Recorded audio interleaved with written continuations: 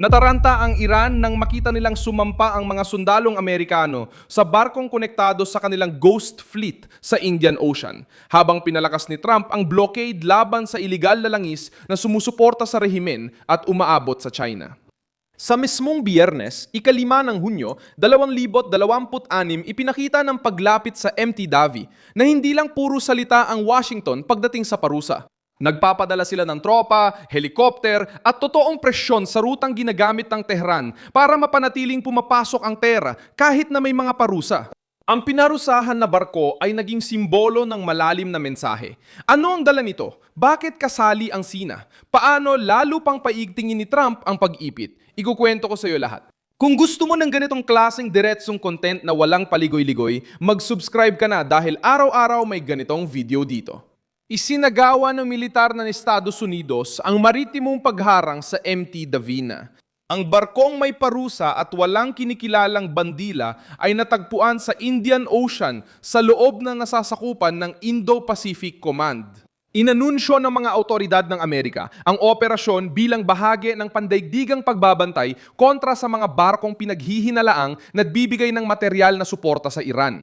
Sa mga larawan, lumalapit ang mga helikopter, bumababa ang mga sundalo sa mga lubid at sumugod ang grupo sa deck. Hindi ito isang karaniwang pagbisita, ito ay isang operasyong militar laban sa isang mahalagang bahagi ng network ng illegal na langis ng Tehran. Hindi aksidente na lumitaw ang MT Davinia sa krisis na ito. Ang barko ay nasa ilalim na ng mga parusa ng Estados Unidos mula pa noong Oktubre 2024 dahil sa kaugnayan nito sa kalakalan ng langis ng Iran. Kaugnay din ito sa pangalang Lenore at sa mga record ng Peking Bandila, isang taktika na ginagamit ng mga barko na sumusubok umiwas sa pagsubaybay, inspeksyon at mga parusang pang-ekonomiya.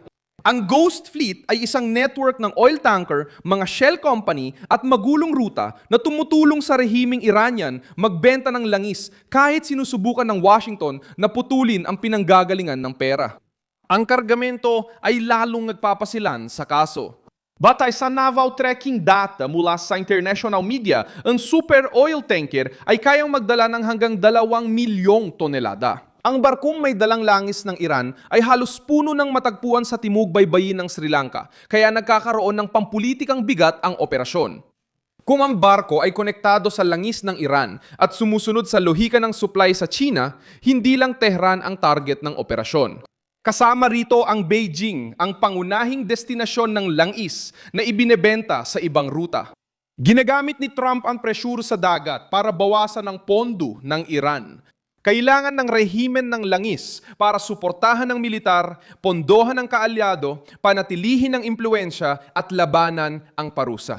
Kapag sumasakay ang Estados Unidos sa barkong may parusa sa karagatang Indian, ang mensahe ay umaabot sa mga kumpanyang nagtatago ng pinagmulan ng kargamento, sa mga bumibili na tumatanggap ng kahina-hinalang dokumentasyon at sa mga gobyernong nagkukunwaring hindi nakikita ang operasyon ng eskema.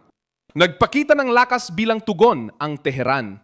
Ayon sa hukbong dagat ng Iran, nagpaputok sila ng missile at drone bilang babala sa mga barkong pandigma ng Amerika sa Golpo ng Oman. Inakusahan nila ang Estados Unidos ng pakikialam sa trapikong pandagat at pag-atake sa mga komersyal na barko. Itinanggi ng Washington na inatake o pinaputukan ng mga puwersa ng Iran ang mga barkong Amerikano.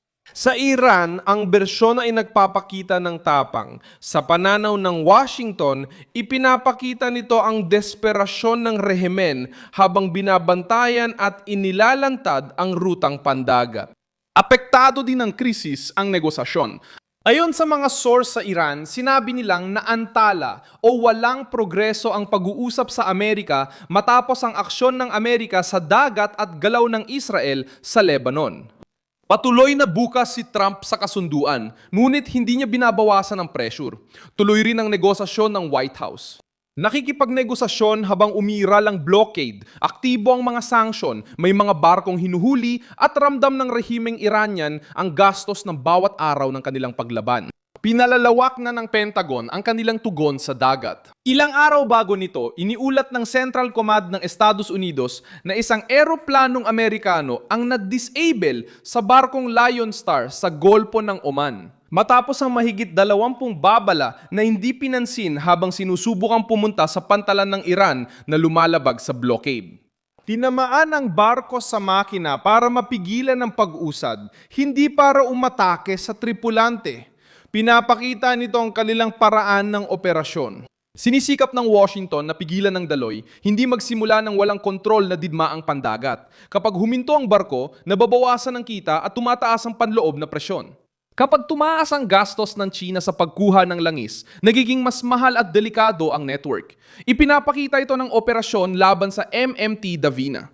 Nagtayo ang rehimen ng ruta para makatakas sa parusa at ginawa itong estratehikong target ni Trump.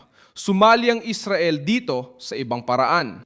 Ayon sa mga ulat mula sa ibang bansa, kumilos ang mga puwersang militar at intelihensya ng Israel sa Azerbaijan noong digmaan laban sa Iran malapit sa hangganan nito, sa mga misyong pagmamanman, drone at pangangalap na impormasyon. Pinalalala ng detalyeng ito ang pakiramdam ng pagkakasukol para sa Tehran. Sa dagat, pinipigil ng Estados Unidos ang ruta ng langis. Pinaigting ng Israel ang intelihensya at pinapaikli ang operasyon laban sa mga target na Iranian sa reyon. Napansin ng rehimen na galing sa iba't ibang direksyon ang presyon. Ipinapakita ng reaksyon ng Iran ang pagkadismaya dahil ang MMT Davina ay higit pa sa isang barko. Ipinapakita nito ang ekonomikong survival model na gamit ng Tehran para iwasan ang parusa. Ang sistemang matagal nang gumagana ay binubuo ng mga barkong walang malinaw na bandila, alternatibong pangalan, mahirap subaybayang kargamento at mga mamimiling sumasugal dahil marami ang umiiwas sa problema sa laot. Ang mga larawan ay nagpapakita ng konkretong eksena ng hindi nakikitang parusa. Marami ang nakarinig ukol sa blockade, ghost fleet at illegal na kalakalan, pero di nila alam paano ito aktwal na nangyayari. Ipinapakita ng paglapit ang mismong sandali kung kailan nagiging aksyon ang politika. Mga helikopter sa impapawid, mga sundalong bumababa sa deck at barkong pinarurusahan na iniinspeksyon sa malalayong tubig ng gitnang silangan. Ang parusa ay hindi na lang papel kundi lumilitaw na sa dagat. Maaring dalhin ng rehimen ng Iran ang krisis sa karagatang Indiano, Dagat Pula, Bab el Mandeb at Mediteraneo. Pero ang banta na ito ay nagpapakita rin ng pagdepende ng Tehran sa mga sensitibong rutang pandagat. Habang mas pinalalawak ng Iran ang krisis, mas lalo nitong pinapangatwiranan ang presensya ng Amerika. Habang mas binabantaan nito ang mga barko, mas lalo nitong binibigyan ng dahilan ang pagkakaroon ng blockade. Habang mas ginagamit ang ghost fleet, mas lumalakas ang dahilan para sa interbensyon. Sinusulit ni Trump ang kontradiksyon gamit ang pressure na di na kailangang humingi ng pahintulot sa Iran diskurso. Simula ngayon, mahalaga kung ang MMT Davina ay may kargamentong pipigilan o kung may bagong kumpanyang mapaparusahan. Mapipilitang kumuha ang sina ng langis mula sa Iran gamit ang alternatibong network habang tuloy ang mga operasyong intelihensya ng Israel sa paligid ng Iran. Ako si Milson Alves, internacionalista, at layunin kong palaging bigyan ka ng totoong impormasyon. Nasa video description ang mga balita.